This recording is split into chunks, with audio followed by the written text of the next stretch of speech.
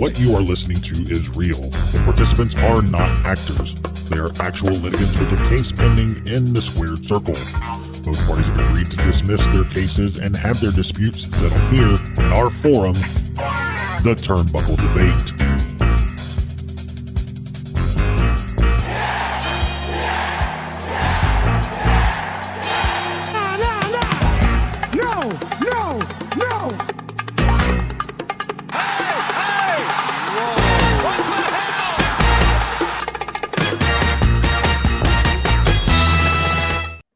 Hey everyone, welcome back to the Turnbuckle Debate. My name is Sneed. I'm Chad. And then we have, I'll introduce him, the man who's glad Eddie Guerrero's dead. He's back on here, Freems, and our guest joining us today for the first time. We have the ANTMAN from WRESTLECHAT Podcast. What's going on, man? Thanks so much for having me on, and I love Eddie. I do not. We all love Eddie. We love Eddie, except for Freems. Yeah. Unfortunately. Okay. Yeah. Thanks for the invite. Thanks for having me on today. I'm excited to debate some of these topics with you guys. Absolutely. And evidently Judge Wapner as well. Yeah, exactly. I love that. I love that.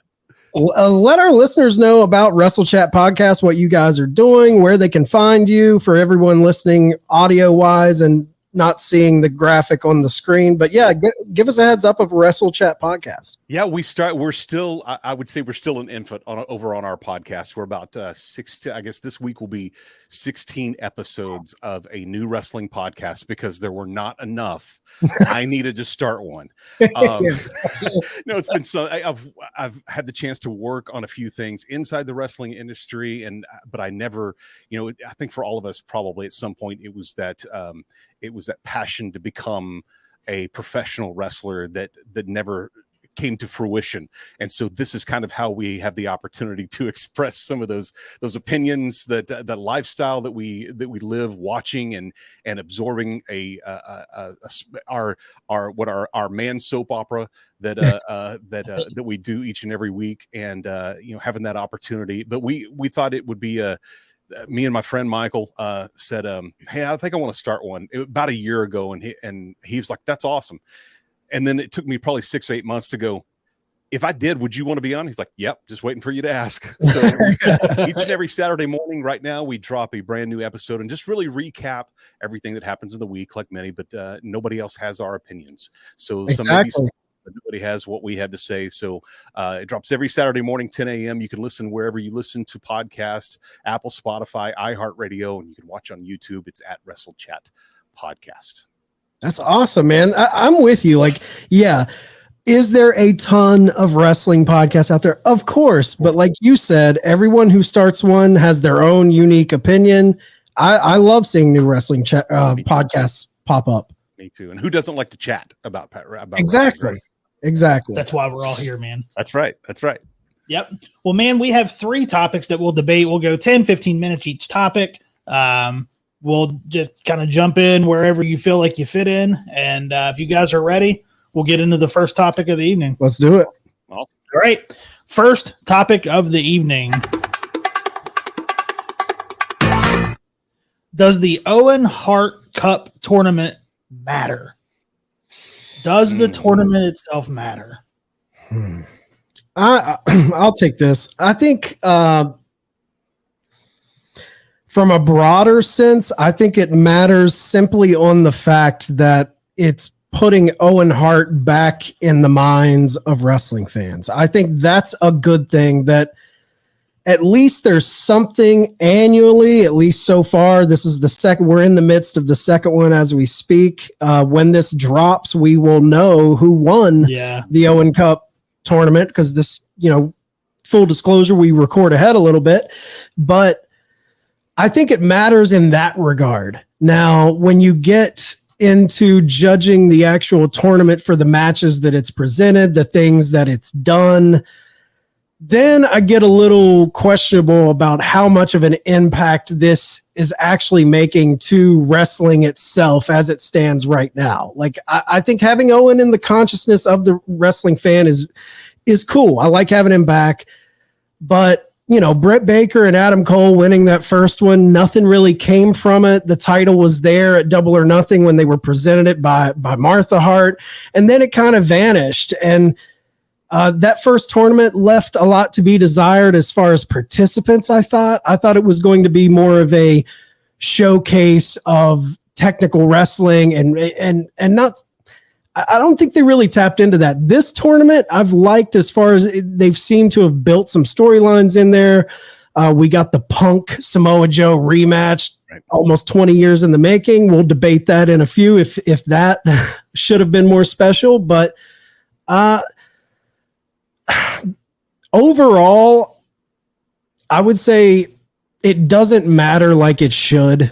I'm kind of riding the fence here because I do like Owen Hart being represented, but I think they could have made it a whole lot more special than it was. Yeah, I agree, man. I think the only thing for me that matters is the fact that Owen Hart is the namesake of the tournament. As far as the tournament goes itself, it's not done anything for any talent. There's nothing at stake. I mean, you win the cup, you get the title belt, and then it goes away. You hear nothing about it. And then last year, I would like to see this tournament be something that can build up a new star. And they gave it to Britt Baker and Adam Cole, who didn't really need it. I get that, It seemed pretty gimmicky to give it to a couple. Yeah. You know what I mean? It really did. Come on. It didn't do. So as far as the tournament doesn't matter. It doesn't hold any stake to me at all because it's not doing anything for anybody. And that's where I stand on it, is that in that regard, it doesn't matter. I do like that Owen Hart is mentioned and that we get to talk about Owen Hart. It keeps him fresh in our memory, but I mean, the tournament itself doesn't matter. Well, I think the biggest thing is that you have to ask at the very beginning, before it's announced to the public, is what is the point? What are we hoping to get out of this? Right. I had the opportunity a few years ago to work with Jim Ross on some of the WWE video games. And to be honest, what I cherished more than anything was when he was off the mic and we could just talk about wrestling like we were friends. Although this is really the only venue I was ever really spend any time with him in, but he would always talk about how things should be booked and how they should be booked backward, whether it was WrestleMania or in this instance, a tournament. You start with the winner and then you work in the stories as you want to tell them along the way as you go backwards to the very beginning. The biggest challenge that I've seen in AEW right now, and they're working on it weekly, but it's their stories. There's great matches, but what are the stories behind them? Does the tournament matter? It could, depending on the story that they're trying to tell, if they're trying to tell one at all. If you look at history, say King of the Ring, a great tournament that led to Austin 316 because it told a story as we got there.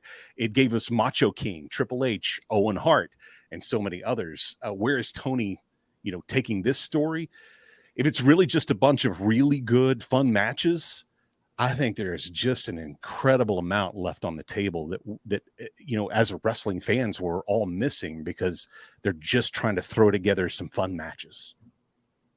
Yeah, you actually were in what you said. We're saying exactly what I was thinking. Yeah.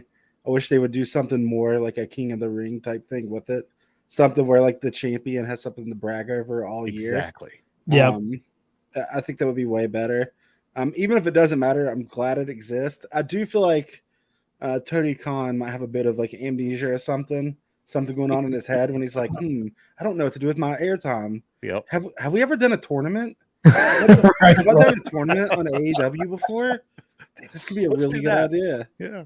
Also, like, I'm the biggest CM Punk fan ever. Just everyone at the Tavern knows it. Mark over him way too hard. He doesn't need a light shined on him right now through the Owen Hart tournament. He doesn't need to be in that final. Yeah. It's cool to see Starks there, but yeah, CM Punk doesn't need that. Like, it'd be cool to give it to get someone over. They could be getting someone over. Ricky Starks, even pretty popular within AEW. A win over Punk in the finals. A huge fan saying this. That would be fun. That would be great. Yeah. I'd be all for that. And I think you guys bringing up King of the Ring, I think makes a lot of sense, because obviously that's where my mind goes when I think of impactful tournaments in wrestling. Now, it could be argued that King of the Ring has kind of went down the road of not being meaningful either in recent years. But, you know, the ones you mentioned, ANTMAN, like back in the day, like, yes, it launched Austin 316. It at a certain point, especially mid 90s into the early 2000s, it almost felt like a coronation of who's the next guy up. Bingo. Like who is going to be the next big guy. Yeah. And I don't know if you kind of do something like that with the Owen Cup tournament, or even combine a little bit of the money in the bank type of situation where whoever wins gets a title shot, or we know that this person is going to be a major player. It could even be just for one of the mid-card titles, the international or the TNT. You don't have to stick them into maybe that heavyweight title contention, but something where we know, okay, you're not just getting your name engraved on the Owen Cup. You're not just getting that pink title that looks absolutely horrendous. You're getting some sort of push into a major storyline. You matter. I like the coronation aspect of King of the Ring, especially back in the early days where you felt like, okay, this is someone to keep an eye on. You know, sometimes I think as wrestling fans, AEW can get the short end of the stick when it comes to our judgment of it. If you think about it, no other wrestling company has started in the middle of a book. And that, in essence, that's what AEW is. They didn't have this ramp up. They didn't have 3-4 years working on indies and trying to get on TV, and then getting a little slot on TV and making the rounds, and then finally getting that network deal. The day they started, basically, they started on TNT. 100%. And it was just, and it's right in the, there's no history of a title. There's no the only stories they have to look back on, I know we're going to touch on it in a minute, but is like a CM Punk and Samoa Joe. Those are from other things. Yeah. Yep. They don't have their own yet. Yeah, We're living their history right now. Right. Like we're there. Yep. Yeah, Absolutely. you get the Ring of Honor stuff and you get the New Japan stuff. Right, exactly. And I was going to say that about Owen too. What sucks about it too, you can't show any footage of Owen in his prime. You only show stuff from New Japan, and it's just a clip here or there. There's not actually real substance of Owen that they're being able to show in this as well. Do love that they're talking about him though. Yeah, it feels like one of those things where there is a part of me, it's like, it feels a little cheap. I know it's not their fault. I know WWE has all of the stuff we grew up on locked away, and you're not going to be able to touch that. It does make it feel, I'm torn, because a part of me is like, man, Owen's back, and his wife and his kids are, you know, supportive of this, and they're pushing this, and it's helping the Owen Hart Foundation and all of that. I think that's really cool, but it does feel like we're getting kind of the second-rate version of it because it's so tied up behind Titan Towers and we can't see all of the stuff we remember. But yeah, it leaves a little to be desired for me. Yep. And I feel like since they gave the titles to heels, that I feel like heels can use that in story so well, kind of like the Dynamite Diamond Ring, but they just did nothing with it. Would you guys like to see the titles used in storyline, like the actual titles? Yeah, I mean, yeah, I feel like I've said as much too, as like being able to hold that for until the next one as being that person. It could be totally added to a storyline for sure. It should be. I think it should be too. I completely agree. I mean, now tell me if I'm wrong, but did Adam get hurt shortly after winning that? The concussion? Because he was crowned at Double or Nothing, and then that was at the end of May, Memorial Day weekend, and then June at Forbidden Door was when he got hurt. So they didn't really have time and an opportunity, but it doesn't excuse Britt Baker. They didn't do anything with hers until she brought it out the other night. Was the first time I'd seen it since. Yeah, I think they're going.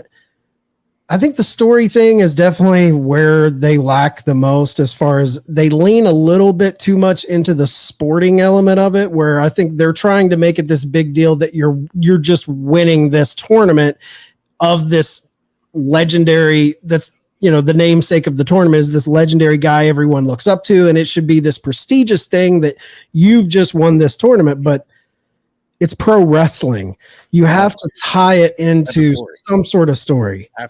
You have Yeah, things aren't big just because you say they're big, right? Like, right. You have to make it matter. Let's take something that is a true, real sporting event, and how stories can be even intertwined in those. Take the Olympics. The only ones we really care about on those are the stories that they tell about the athletes. Yep. And they're pulling those out of thin air. They're dealing with whatever cards are being dealt. You own the cards. Make the hand that you want and make it look great and make it believable. You can do that.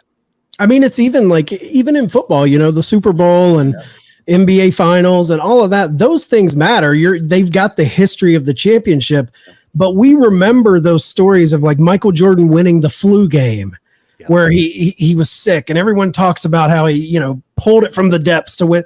Those human stories, even in real sports, that's what you that's what you latch onto more. So I get the sport wanting to push it as a sport, but the pro wrestling thrives on story, and I feel like that's vitally important. Here's a big difference too, though, between this and those things. Like, this is coming on the regular episode of Dynamite, you know, right? A regular episode of Collision. Like, King of the Ring is its own pay-per-view, right? Thing. The Super Bowl, I mean, it's like the champion. It's like more like WrestleMania than right Classic. Like, the Olympics happens once every 4 years. Yeah, if this was a one-night tournament, you know, on pay-per-view call, you know, where this tournament took place over the course of one night, maybe it would feel more big. But when you're spreading it out across Rampage, Collision, and Dynamite, and, you know, Collision's getting the finals, you know, as we speak, it happened this past Saturday. It doesn't feel as big.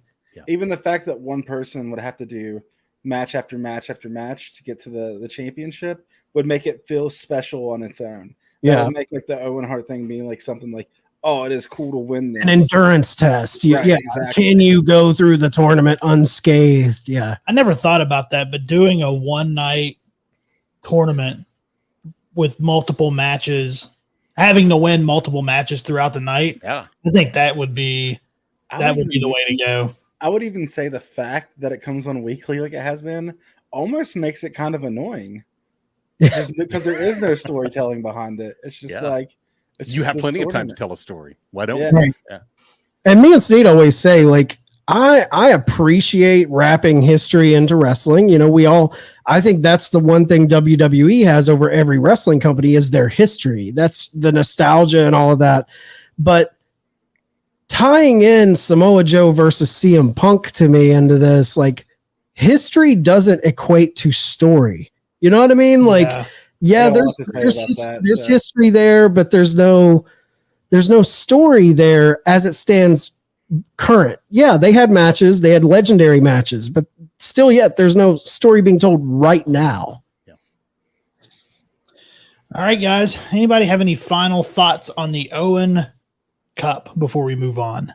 Do you think they'll ever make a Eddie Guerrero Cup tournament? If you have anything to do with it, no. You already hate that tournament, don't you? I can see the hate in his eyes from just mentioning the tournament. I think it would be great. I think there should be an Eddie one.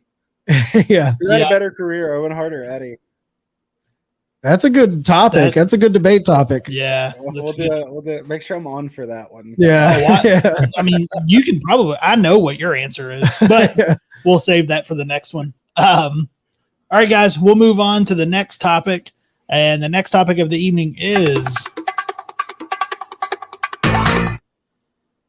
being a heel dead?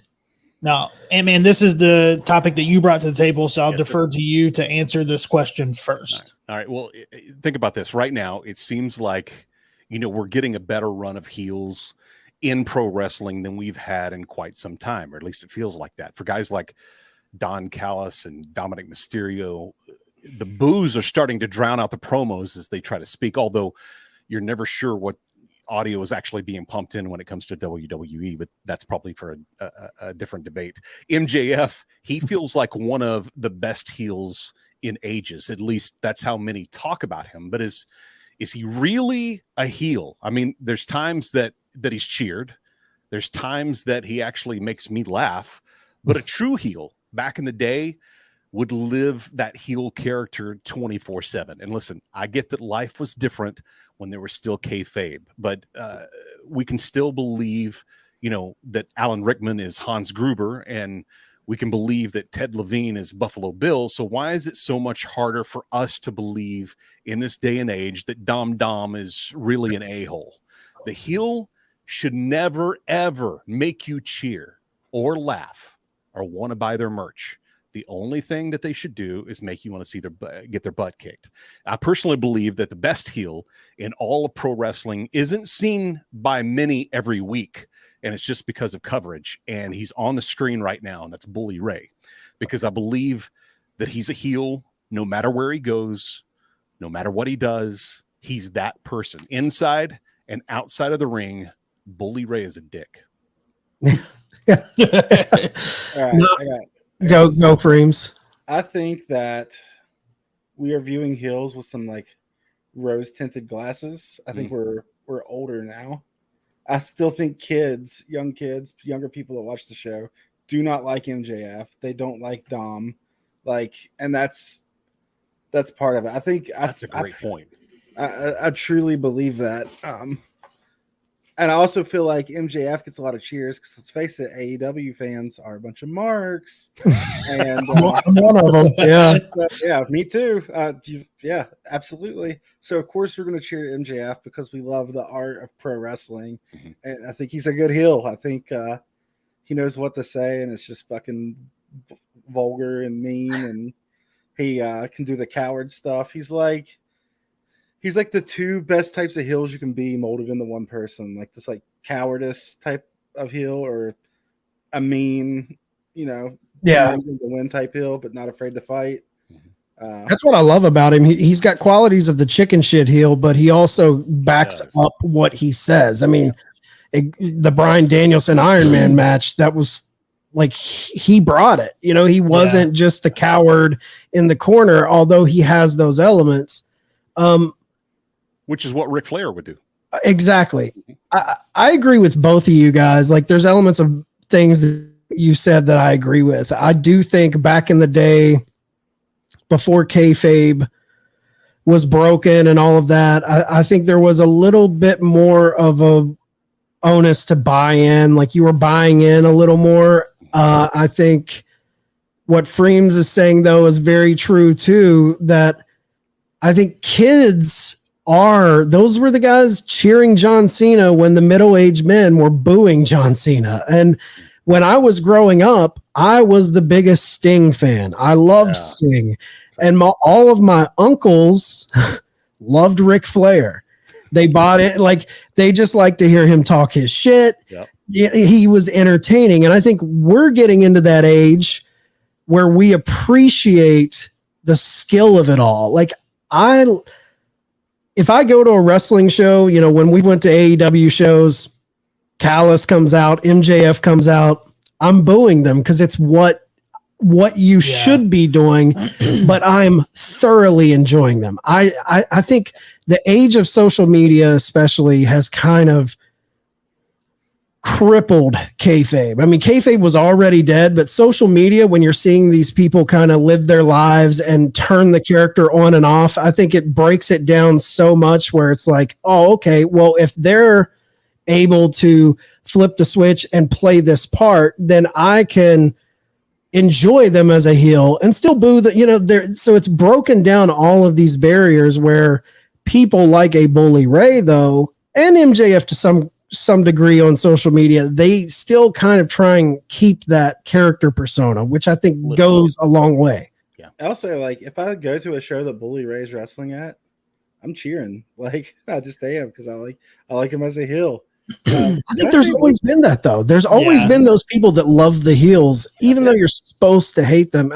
Bully Ray on Busted Open, he would always, people, if they cheer you, you're not a heel. They've got to all hate you. And I'm like, dude, I don't think there's ever been a time where everyone in the arena hate that. There's always that cynical person that is attached to the bad guy. It's like when I watch certain movies, the bad guy's cool. Michael Myers in Halloween, Freddy Krueger. It's the same type of thing. I think that's exactly what I was going to bring up, man. I don't think being a heel's dead. I think it's changed with kayfabe being broken and all that. But with the kids, with kayfabe being broken back in the 70s, you had those little old women that were ready to stab. Roddy Piper and stab Piper and Cornette had to be taken out by police because everybody believed that back then. But Chad, you brought up a good point. Your uncles always liked Flair because they liked to hear him talk the shit. Oh yeah. As a kid, it's a hard line between good guy and bad guy. As an adult, you start to connect with them because you want to be able to say this shit too. Yeah. And the older you get, the more nuance you understand of because when Austin came out and stunning Mr. McMahon, we all want to do that to our boss, you know? You're connecting to him. And you're seeing that. You're saying, he's whooping his boss's ass. That's awesome.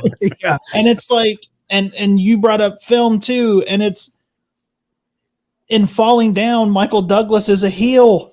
But he's a heel. He's going into restaurants, sticking guns and but I'll be damned if you don't connect with it. Yeah, exactly. If you want breakfast at 10:31, you should be able to get it. And if you don't, you should put a gun in somebody's face. I'm not advocating that, but but you get the feeling. But you connect more with it as an adult. And I think that's what people do when they're cheering. And like you said, it's fun to boo Don Callis when you're there. But I think that's the thing. Like, you connect more with them as an adult. But I think kids, they keep that hard line between heel and face, and they keep being a heel alive. One thing I want to add real quick, and then I'll let you guys go. I do think the era of that type of heel is dead. Like the heel that we always look. I do think like social media, just everything being. We'll never get that back. Like that version of it is gone. But another thing that I feel like, not only just kayfabe going away and things like that, I feel like they had it down. It was a simpler time of storytelling where they knew how to get a guy in a position through shooting certain angles where it would naturally get most of the crowd to hate this guy. Yeah. Today, I mean, there's certain storylines where they will bring it out a little more. I think the two perfect examples right now is Dom and Don. Even Roman is a heel at his core, but when you go to a WWE show or watch an event, people are putting their ones up in the air. People are, acknowledging the tribal chief. So I can't even say Roman is a full-fledged heel. They want him to be. The story is saying he is, but the fans aren't treating it like that. Same thing with MJF. In certain cities, people love the guy. Certain cities, they don't. So I think the storytelling, they did it better back in the day. In saying back in the day, though, if like a heel had like a slogan or one-liner, the crowd would still get into it. Well, I think like The Rock. Like, look at The Rock. Rock was a heel, but I think that's a tale as old as time for the most part. A lot of guys, to get them over as a babyface, it's like you get them so white hot as a heel, the crowd can't help but cheer them. Unless you're Roman Reigns. Yeah. Then, that's what they're doing with Roman. I think he's going to come back as a babyface at some point in the future. I think if you would have told me like 10 years ago that he'd be like I think he's a good heel. I really do. I do too. I've been enjoying it. I would have been like, nah, that is not, dude doesn't have a heel bone in his body. Yeah. Like, he's pure baby face. I was wrong. Which doesn't happen very often. On a side note with Roman, can someone explain, have you seen the take your shoes off if you hate Roman Reigns? No. Okay. Look it up. You can do that after this. That sounds like some kind of weird pervert that's tricking people. No, you'd see like videos of people like when he would acknowledge me and people would take their shoes off. Yeah, that's what they want. Really? Little foot pervert. That's probably what it is. I haven't caught on. That's interesting though. I want to look that up. Yeah. Also, I didn't get it, so maybe that's it. He doesn't get brought up in the conversation enough anymore. I'm surprised he's not even on your overlay. The Miz has been a heel for like a decade now. Yeah. And I also wanted to bring up, because it was brought up earlier, MJF, I think, does kayfabe. I have a hard time like. No, he does. He does. Yeah. He does. Like, when I watch like videos of him or wherever, I'm like, this dude might just actually be an asshole. I'm not sure. No, he protects it. He protects it really well. More than most. Yeah. I've seen it firsthand. Yeah. We were I've told this story 100 times, but me and Hawk were waiting outside of a pizza place in Chicago. Just me and Hawk sitting outside. MJF comes walking across the parking lot with Max Caster to go in and eat. Hawk stands up to say something to MJF, and MJF just absolutely heels off on him and shoots him down, says no, and just walks in. Doesn't acknowledge him at all. Amazing. It was just the two of us. It wasn't a show for anyone else. No camera, nobody else. Literally two people. I don't even think I have enough confidence to walk up to MJF on an autograph signing. Well, Hawk's stupid. Yeah. I think MJF plays the game, but I feel like that he's a decent guy because you hear certain people say certain things. To the Ant-Man's point, I think the guy who lives the gimmick the most and catches flack for it is Bully Ray. I think at his core, like his tight inner circle, he's probably a pretty good dude.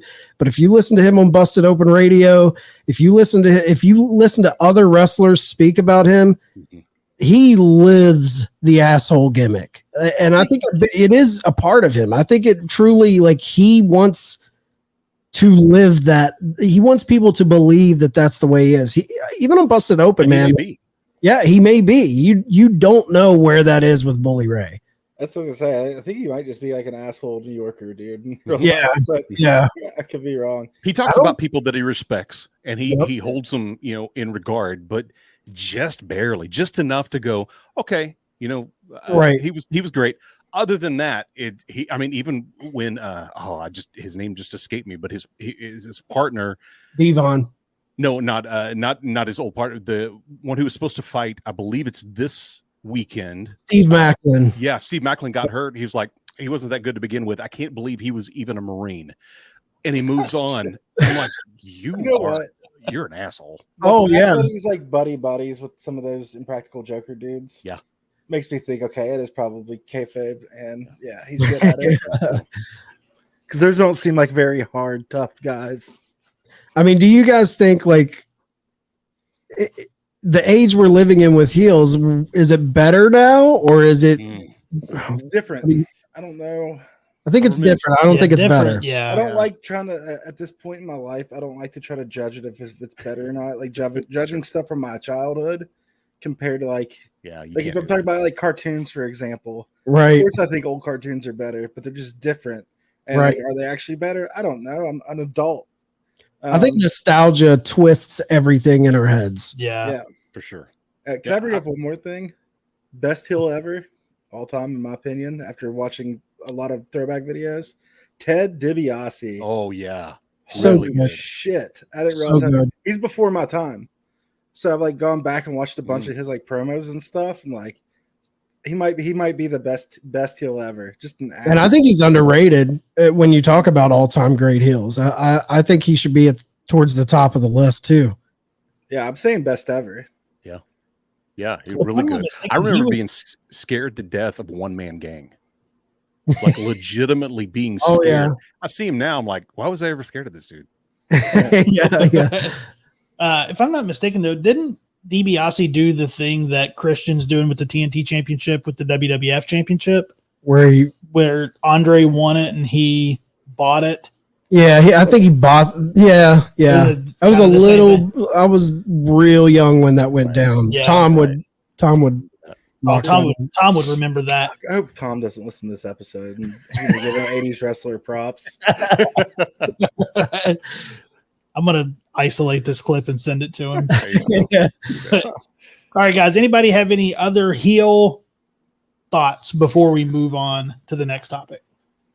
You know, it's easy to get nostalgic for the past and say that it was better, and I agree. I mean, I do think there's elements that I love, but at the same time, like you said, Freems, I can't really judge it against the past. It's hard to, it aggravates me when I hear people just constantly say, "Oh, it was better back then." You sound like the old man that out of touch.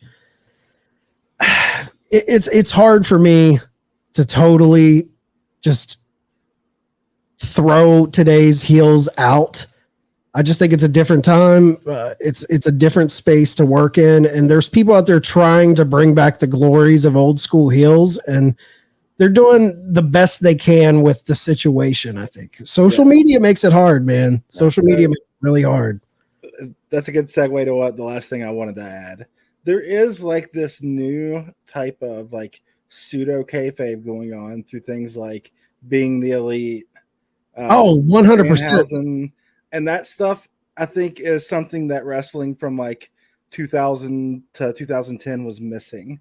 And like, I can't get enough of it. I eat that. No, the new school of kayfabe where the guys that are using social media to tug on the strings of the fans, I think that they need to lean into that, because you could bring a whole new version of it in. I was just about to say that I think you actually have an opportunity if you really want to be a heel, if you really want to create that gimmick and the aura around it. I would think that it would be easier today. Just you get to control what you put on social media. Yep. Decide what you want to put on, and I mean, think about it. You thought, well, when Ric Flair goes home, he's probably actually just a pretty cool guy. Yeah. And you get to, if Ric Flair were in his heyday right now, and you saw him doing that stuff on social media, you go, man, this guy never quits. He is a jerk. Yeah. All the time. Yep. And you have the opportunity to do that. So the guys who are doing that with their social media, I think it's just brilliant. It's what you should be doing if that's what you want to be. Yeah. I don't know how you all feel about this, but whenever I watch like Being the Elite, in my head, I feel like I'm like, all right, yeah, I'm watching these dudes like backstage, but they're fully in character the whole time. Oh yeah. They know they're doing it.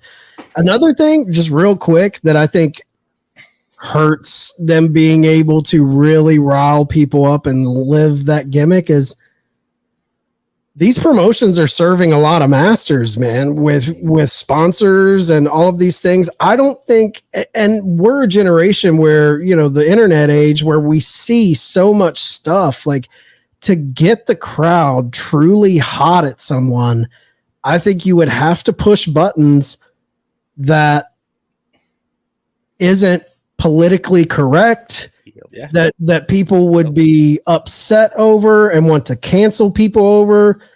If sponsorship dollars and things like that, and all these network execs making calls on what you can and can't say on TV, if that was a little more loose and a little more shoot from the hip, where these guys could really go out and play their character and not be, that's the thing with wrestling. A lot of times the man will be perceived to be a certain way because the character he's portraying did this thing. So it makes it tough for the people who are playing these characters, because fans see them as, you know, Ric Flair's not Richard Fleer, it's Ric, so yeah. But I think they would get in a lot of hot water. But if it wasn't so, let's cancel this guy for this, I think some of the things that you could do would get a lot of heat, but they're not going to do that. I actually thought about this recently. Mark my words on this, because I think it will happen. And I know it sounds crazy to say, but I could totally see a wrestling promotion go the way of podcasting and host their own wrestling stuff completely independent of any network on their own website, and go strictly off subscriptions and like small company sponsorships like Dollar Shave Club, stuff like that. Satva mattress, like purple. I mean, GCW's kind of toying with stuff like that. I didn't want to like direct with them, but like that's who I'm thinking. Someone like GCW, it would not surprise me at all. And then they could sign big name. I mean, look at how much Rogan's made. Oh yeah. and completely independent until Spotify. Like it's tricky. Like you don't want to alienate your crowd or anything. But man, there's certain ways I could, like, for instance, there's an indie promotion around here, and there was who was the guy, the liberal character, you know what I'm talking about? Yeah. Oh, the real popular one that was on. They did a Vice article about. They did a Vice article about him. Liberal dad or something like that, or I can't remember. It was during the whole Trump thing, and there was a character who would go into these backwoods little feds. Progressive liberal Was his character, and he would get crowds so fired up. But if you took little elements of that, I know WWE in the mainstream, they want to stay away from anything political, religious, because it's a firestorm waiting to happen. But telling you dip your toe into that, you want a real heel again. There's ways if promotions have the balls. And then they're only heels to half the crowd. Exactly. Exactly. Half of them, you're a hero too. I don't think it's that grave an area. So like, I feel like there is an obvious line you can cross, right? Oh, 100%. That line is here, and then like sponsorship line is here, and like the general public's line is here, and the sponsorship line is here. There's way more people, though. You can go right up to that line. Past that sponsorship line if you were doing it more independently. Yeah. And we have like the people have the resources to do that now. Yeah. There was a line from Dave Chappelle's Player Haters Ball, habitual line stepper. And I would like to see somebody be a habitual line stepper. I like when they push buttons, man. Yep. When MJF called out Brian Pillman Jr.'s dad, and when Bully Ray said Steve Macklin wasn't even a good Marine, like those type of lines, those are the lines that make you start really despising someone. Yeah. All right, guys. Well, if you guys would like to move on, we have one more topic to get into. Awesome. All right. Last topic of the evening. Should Samoa Joe versus CM Punk have been more special? Because this was the semifinal match for the Owen Hart Cup tournament that we saw on Collision. Yes. I think it definitely should have been more special. Like, what the hell? I feel like that's wasting something big. Like, no storyline build up to it other than a week. I will say that with a caveat, though. I know it's they each have a win now. So they can do one more big story. They have a chance to not fuck this up, but they probably will. How many times do we say that, though? They have a chance not to fuck this up. Right. I mean, but Jesus Christ, dude. Like, the second Punk versus Joe match, I don't expect them to go out there and put on a 5-star match. They're older. But you buffer that with story. Like, I think this is like their second match was the first match to get a 5-star match. It happened in 2004. First one to get a 5-star match since 97. So we went that long without a Meltzer 5-star match. It's one of the first big indie things to happen that has like cemented itself into professional wrestling lore and history. You're handed this on a silver platter, Tony, and you do a fucking just one-off weird. They try to add story to it on like one episode of a little fight. It's just goofy. The match was great and I enjoyed it. I enjoyed watching the match, but come on. But what you just said sums up the problem with this match that I had. Match was great. Match was fun. Where's the story? Yeah. You're wrapped up in this. I get it. You're in the middle of a tournament. These two meet each other in the semifinals. I get that. Tournaments don't take the place of story, in my opinion, especially when you've got something 20 years in the making, legendary trilogy, hardcore Ring of Honor fans remember this. This honestly, for the longest time, man, this was one of those matches that you heard wrestling fans mention in hushed whispers. Remember Samoa Joe and Punk? Yeah. They went, they had 60-minute Broadways, and it just goes to show like the lack of any treating something with some more just treating things with more delicate hands and looking at what you have and being like, oh man, think of we own the ROH footage. We could build this up. I mean, they had a little bit in like a 60-second package, but come on, man, you could have built this into weeks. A pay-per-view match, oh my God, tune in for Joe versus Punk 4. It could have been way more special. They could have done this story. They could have done this story. 0 titles on the line if they would have done a good build up to the match itself. And now they've wasted it. You know, a match 20 years in the making. Now you don't have that anymore. Sure, they can wrestle again and this feud can continue, but you had the moment of for the first time in almost 20 years and you blew it. You lost the big fight feel with it. Yep. There might be, I don't think this is a hot take. This might be a cold take. I might argue that without Samoa Joe and CM Punk back then, I don't know if AEW exists right now. I don't know. I mean, you can argue, I don't know if NXT exists, like, because Ring of Honor, that trilogy kind of launched Ring of Honor that became. Ring of Honor? So, as a little history nerd that I am, Ring of Honor was close to going out of business until that trilogy. Wow. They were up against like they had that big scandal with the current owner at the time of Ring of Honor, like sales are dropping, and then this Punk Joe match happens, and it goes the distance in a draw, and people lost their shit, and then they booked the rematch, and then like it just grew and grew and grew. That rematch actually is what got WWE even looking at Punk, and looking as the Indies as a viable option as a place to get talent from, and getting that nod from the WWE helps indie wrestling in general, and then the rest skyrockets from there. And you have this history. You're a young AEW company, like we said earlier. They don't have history with their titles. They don't really have a lot of history with the wrestlers. You have one story, and you have this. You have it all, and you own Ring of Honor. You still have 25,000 seats to sell at Wembley. Why don't you let them face off at the very first collision? Never touch again until Wembley, but you build up a story for that entire time and have a Ring of Honor main event and have an AEW main event.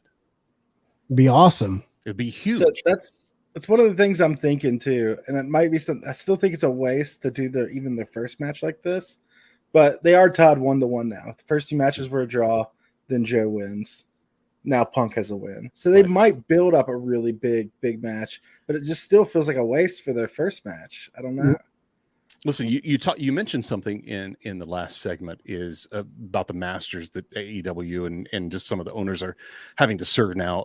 Right now, AEW is really trying to address, the bullets that are closest to their head. And right now it's TV rights with Warner Brothers. Yep. Fightful reported this week that talks have been going really well, but they need them to continue to go well. And with a positive rating for Collision, for that to continue is a must. So I understand the logic of putting a match that is big on free TV, but why that one? That's what I was going to say. That it's almost like you're cutting off your nose to spite your face. Yeah. I get you're trying to book heater matches, and the rating for Collision did go up. I mean, it was bigger than the last 2 weeks. I think it was the biggest rating since the premiere of Collision. It's not saying a whole lot, but you brought eyes to the table. But man, dude, isn't there other ways like that? If your rating is resting solely on one match, there's more issues that need to be addressed, in my opinion. There should be multiple things down the card, multiple storylines where like we have to see this to see how this goes. Yeah. But if you have to pull a dream match out of your pocket to get those ratings up with WBD, maybe you need to start looking at more on your booking sheet for the episode. That, and I think they've got to be consistent out of the gate as well. I mean, we're only 4 weeks. I guess after this airs, there'll be 5 episodes of it. And the first one was live, second was live, third one was taped, and then the last one was live. The fourth one was live. We talked about this on our podcast that, man, going backwards at the beginning is not a good look to go to a taped show. It is. I mean, if something is going to happen, you'll hear about it. Things will go down. So you really almost get a sense of going, if it's taped, they're not really going to do anything big. So I don't really need to watch. Right. And that was their worst one out of all of them, and ratings wise. And if you got to stick with it being live every single week, start there, build. It's just like AEW. As a company, this show is brand new, so start with brand new stories. Yep. And start building. But we probably almost beat this dead horse enough tonight. But the stories are the biggest thing that the entire audience is clamoring for from AEW. Tell us a good story, and we'll tune in. Yeah, you didn't need this. You didn't need this story for this tournament, and you didn't need the tournament for this story. Like.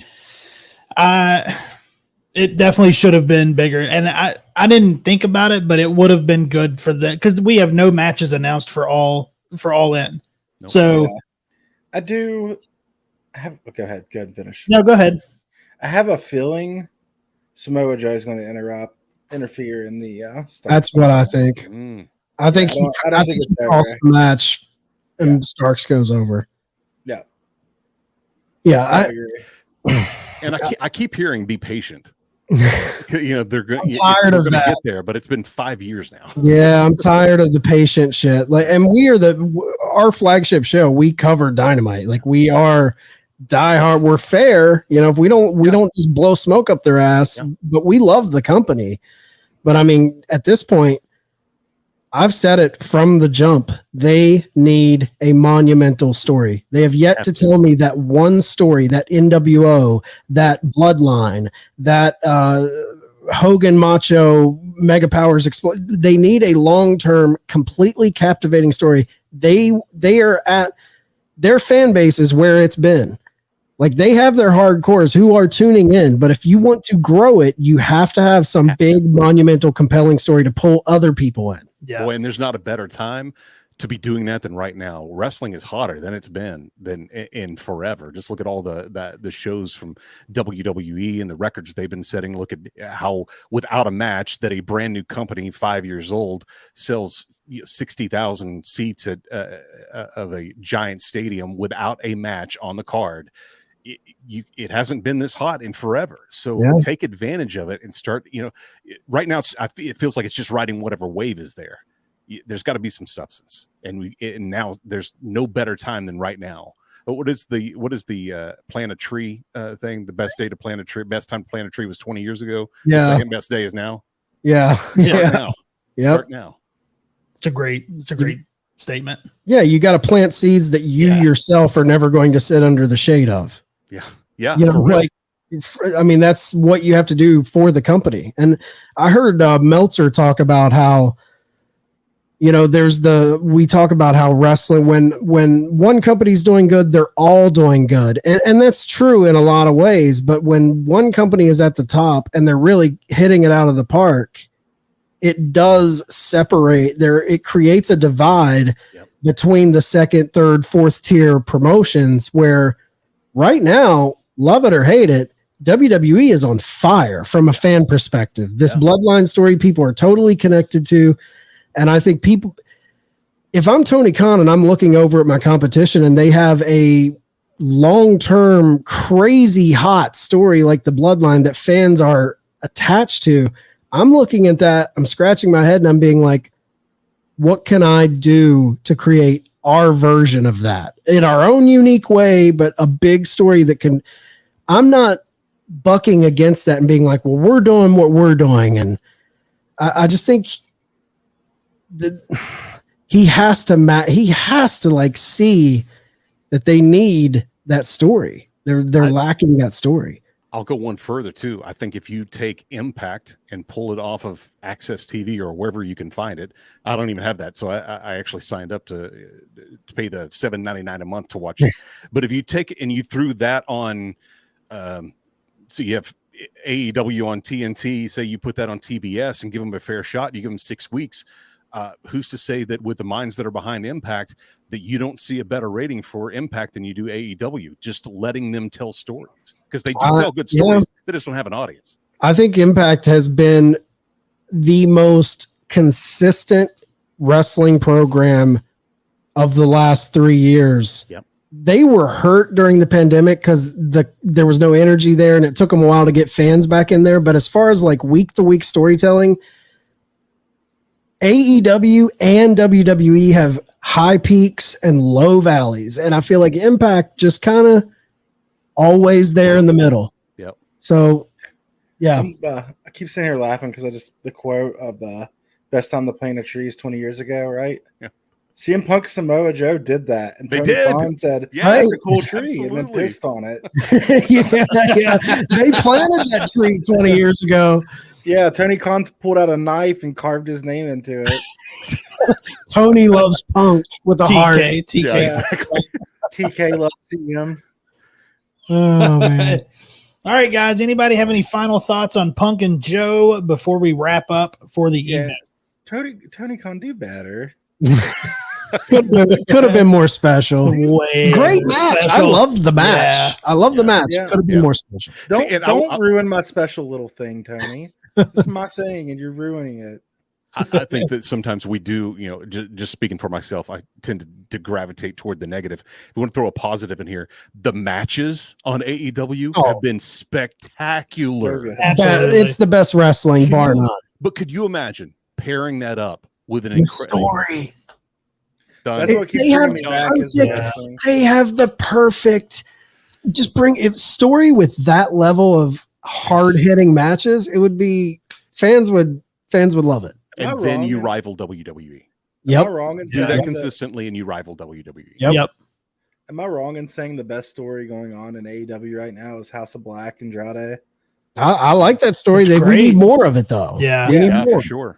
It's not getting enough time. Yep. I agree. We need more of it. And They try to it's sad, cram. it's sad that that's the best thing. By the That's way. Tony's problem, though. He has so many people. He has so many masters he's trying to serve as far as talent that he doesn't let things breathe from a storyline. He just tries to cram stuff down our throat. Can't have sympathy for him for that when he's putting on the Owen Hart Classic every week. Right. Like he has plenty of seats at the table. He's just wasting them with bullshit. It's a good thing he's not doing the Eddie Guerrero Classic, boy. That's You true. got Yeah, I would have a lot of respect for Eddie, and I feel like that'd be a really good show. well, that's not that's not what you normally say.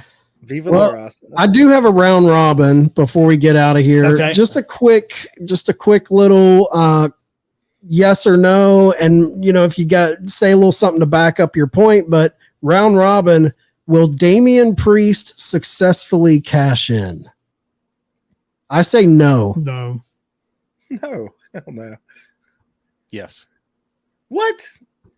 If he cashes in, I think he cashes in a mid-card title, but I can't even see him cashing in. What's the point? Him having that briefcase is there specifically to split up Judgment Day. That's all it's there for.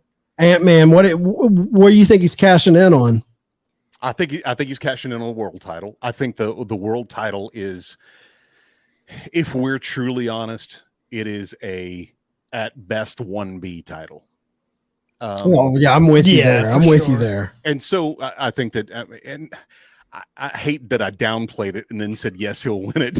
I think he's a great talent. I mean, I did find out, or maybe you guys already knew this. I didn't know that he and LA Knight were the same age, which is just 40, crazy. Yeah, both the same age. Eli Drake. But I do. I think he's going to.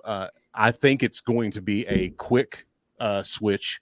I think that Finn is going to end up winning it, and he is going to cash in on Finn. I think personally, I don't think he'll keep it long, but I think that Priest is going to try to cash in. Finn's going to cost them the title. Then they'll have a match against each other. It'll be an unsuccessful cash in. I think they're going to try to keep that belt on Rollins for a while to take it to a higher tier belt. Maybe. Or there's a Balor rematch. Balor comes up short.